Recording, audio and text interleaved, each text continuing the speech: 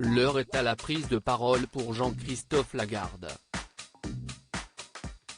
Le 11 mars dernier, le président de l'UDI et député de Seine-Saint-Denis a été placé en garde à vue pour détention d'armes.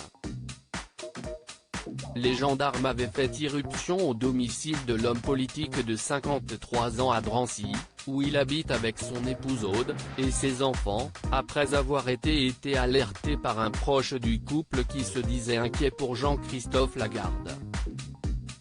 Une tentative de suicide avait même été évoquée.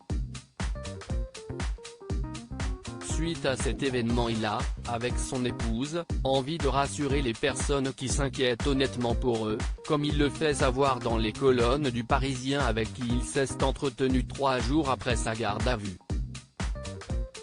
Le député explique que le jour de son arrestation il s'était dévoilé très épuisé, physiquement et moralement. Mon épuisement est entièrement lié à ces événements privés.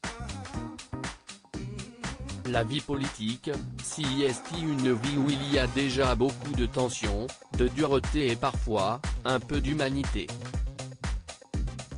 Quand vous ajoutez à cela une tension personnelle difficile à gérer. Je ne vais pas me plaindre, je l'ai choisi. De plus, l'ancien mari de Drancy révèle vivre actuellement une épreuve liée à la santé d'un de ses 4 enfants. Cette épreuve génère des angoisses, une tension en moi, des désaccords parfois sur la manière de la gérer, comme dans toutes les familles. Ainsi, il ne condamne pas l'appel à l'aide lancé par cette personne. Ils ont cru avoir besoin de me protéger parce qu'ils craignaient pour ma sécurité. Aujourd'hui, ils le regrettent.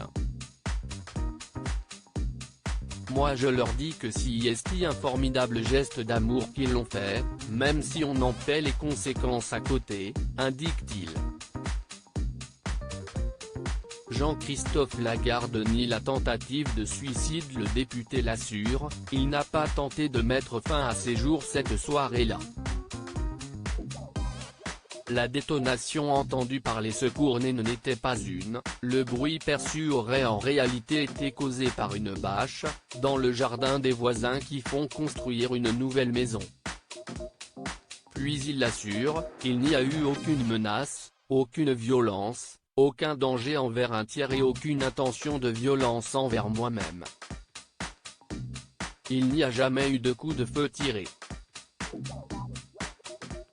Concernant les armes présentes à son domicile, Jean-Christophe Lagarde explique qu'il pratique le tir sportif, un sport qui permet de se concentrer et de se détendre.